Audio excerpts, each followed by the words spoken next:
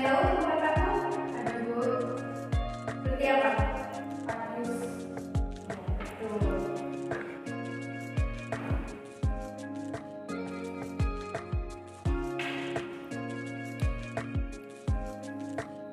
Nah, ini Ibu ada membawa tumbuhan paku. Contoh tumbuhan paku. Kan kemarin kita belajar tentang tumbuhan lumut. Nah, coba kalian perhatikan dari segi bentuk atau morfologi, apa yang beda dari tumbuhan lumut dengan tumbuhan paku ini? Mengenai akar, batang, daun. Ya, perbedaannya gimana nih? Lihat jelas Bu, akar, batang, dan daunnya. Kalau lumut tidak. Ya, betul ya. Kalau tumbuhan paku, kita bisa membedakan antara batang, akar, dan daun. Nah, kalau tumbuhan lumut enggak ya? Ya Bu. Ada yang pernah makan sayurnya? Namanya? Pakis, ya. Nah, pakis ini merupakan salah satu contoh dari tumbuhan paku.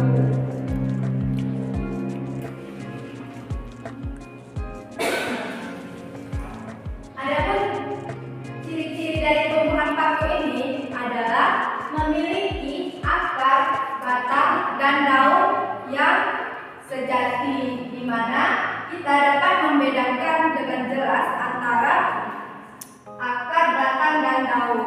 Nah, paku ini biasa disebut dengan tumbuhan kormus. Nah, ciri-ciri selanjutnya yaitu ada susunan daun seperti bulu, yang mana bentuknya menggigit, bereproduksi dengan spora, yang biasa disebut tumbuhan ini dengan Cormophyta berspora. Memiliki pembuluh angkut di mana ada xilem dan phloem.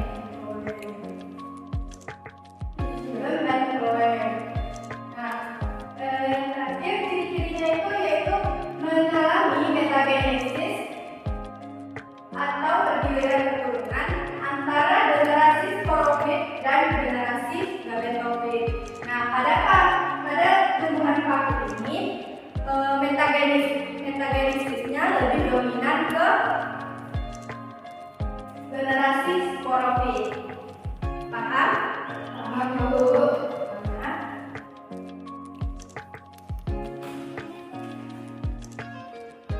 Nah, di sini ada struktur tubuh dari tumbuhan paku. Dapat kita lihat bahwa terdapat akar, yang mana akar ini berbentuk serabut. Akar ada dua kan? Akar apa aja? Serabut. Ya. Nah, kalau tumbuhan paku ini memiliki akar serabut. Memiliki batang juga, di mana batangnya ini terdapat di dalam tanah yang disebut dengan rizom. Selanjutnya ada tangkai daun. Tangkai daun ini yang terdapat di luar permukaan tanah, yang sering kita anggap bahwa ini adalah batang dari tumbuhan paku.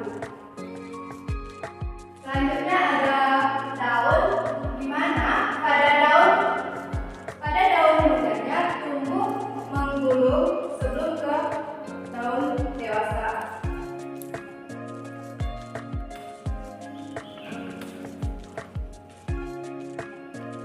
Ibu ada membawa daun tumbuhan paku, di mana ada dua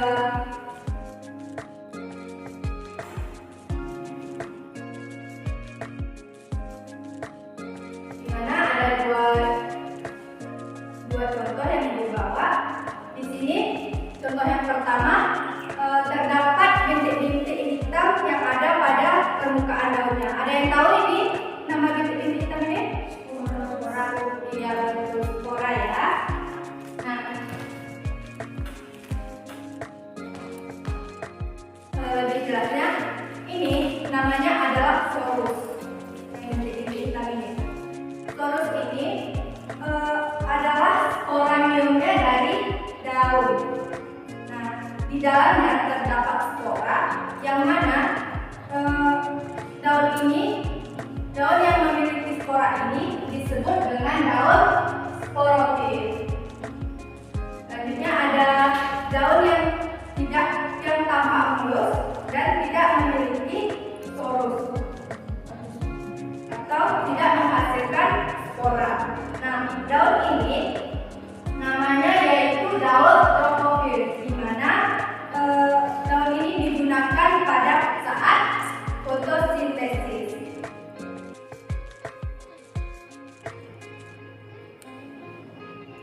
Selanjutnya ada habitat Pteridophyta atau tumbuhan paku.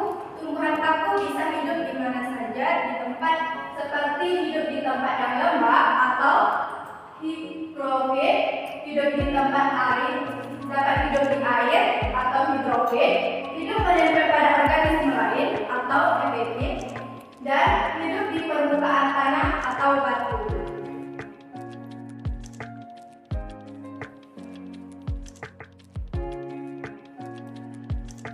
Nah, selanjutnya ada reproduksi tumbuhan paku. Sama seperti lumut, Pteridophyta atau tumbuhan paku akan berkembang biak secara seksual dan aseksual, di mana dalam siklus hidupnya paku akan mengalami pergiliran keturunan atau yang disebut dengan metagenesis. Nah, ini adalah sebuah gambaran dari metagenesis dari tumbuhan paku, di mana dimulai dari spora yang berkromosom haploid. Jika jatuh di tempat yang tepat, maka akan berkecambah menjadi gametofit muda, dan gametofit muda ini berkembang menjadi gametofit dewasa. Nah, gametofit ini disebut dengan protalium. Protalium ini akan menghasilkan dua gamet, yaitu archegonium dan antheridium, di mana archegonium ini menghasilkan telur atau ovum dan antheridium ini menghasilkan sperma. Telur atau ovum dengan sperma akan melakukan pembuahan dan menghasilkan zigot. Nah, zigot akan berkembang menjadi sporofit muda atau tumbuhan paku muda.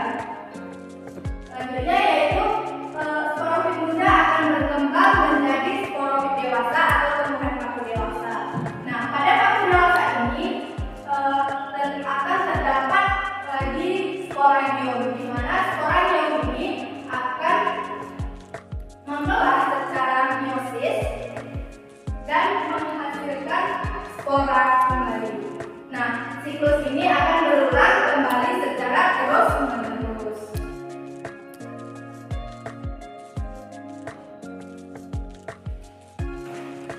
Selanjutnya ada klasifikasi dari Pteridophyta atau tumbuhan paku, di mana yang pertama dapat dilihat bahwa ada paku purba atau Psilopsida. Nah, ciri-cirinya yaitu jenis paku purba ini sudah hampir punah, dengan ciri-ciri umumnya tidak memiliki daun dan akar yang sejati. Nah, ada pertanyaan dari ini? Ada yang janggal nggak? Kan ini tumbuhan paku purba ini tidak memiliki daun dan akar sejati, tapi masuk ke paku purba. Hello? Ada sporanya, Bu. Karena di sini sudah ada memiliki pembuluh Darah. paku.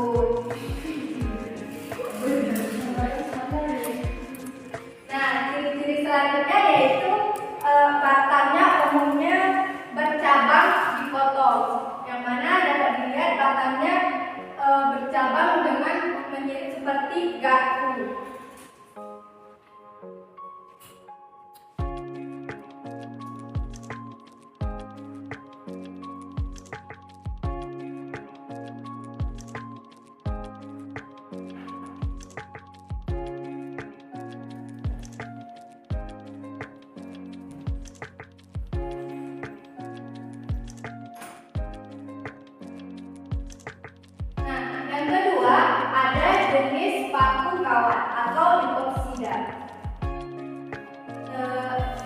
tidak ini atau paku kawat ini memiliki ciri-ciri daun yang berbentuk seperti sisik. Terlihat? Ya.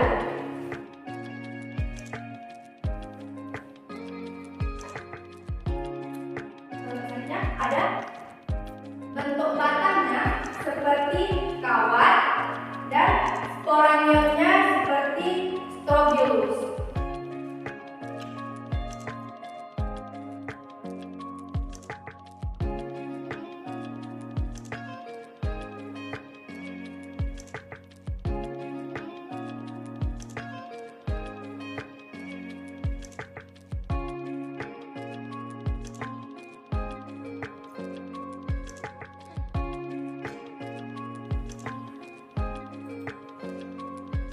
Yang ketiga ada paku ekor kuda atau Equisetopsida, di mana ciri-cirinya memiliki batang berbentuk seperti ekor kuda dan batangnya ini berongga dan tidak berluas.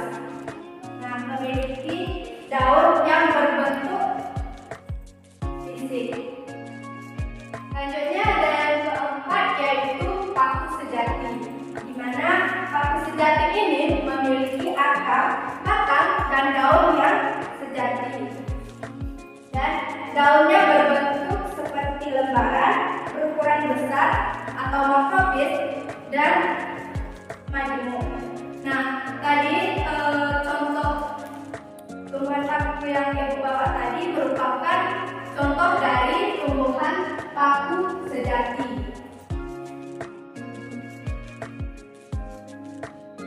Ini dia contoh paku sejati, di mana ada paku kayu, ada paku pakis, ada paku sarang burung, dan paku yang tidak asing di sekitaran kita.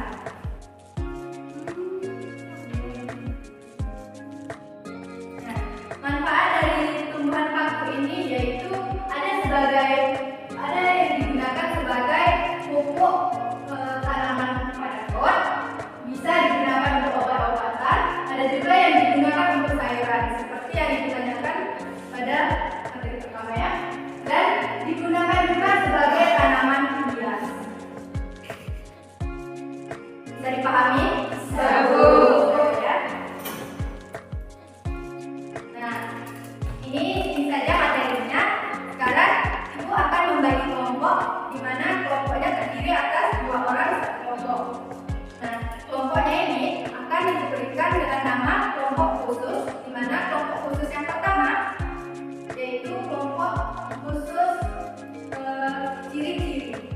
Yang kedua, kelompok khusus klasifikasi, dan yang ketiga kelompok khusus metagenesis. Materinya, LKPD-nya atau pertanyaannya sudah Ibu bagikan ke grup kita. Ibu kasih waktu 15 menit untuk mengerjakan.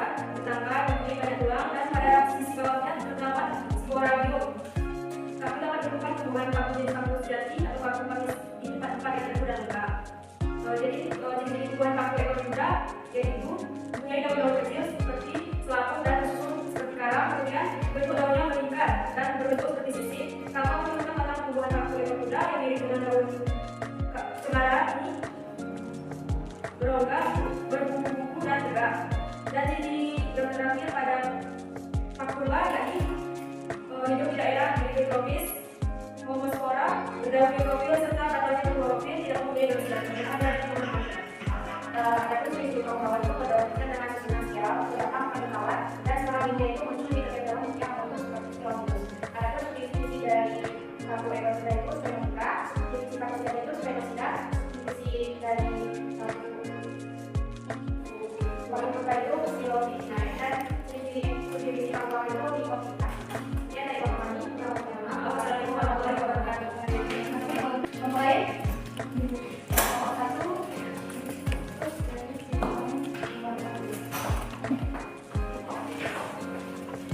Assalamualaikum warahmatullahi wabarakatuh. Waalaikumsalam warahmatullahi wabarakatuh. Tapi kami akan mempresentasikan hasil diskusi kami, yaitu ciri-ciri tumbuhan paku berdasarkan gambar sebagai ibu.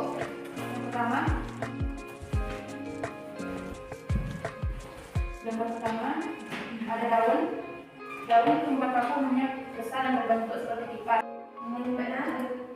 Pada saluran kedua itu perhatikan siklus metagenesis tumbuhan paku bersumber dalam perkembangan dan tunjukkan harus profit dan pasif bentuknya. Ada penjelasan pada sekolah itu menuju pulau Palembang, kemudian pertama itu menjadi tumbuhan kemudian tumbuhan itu menghasilkan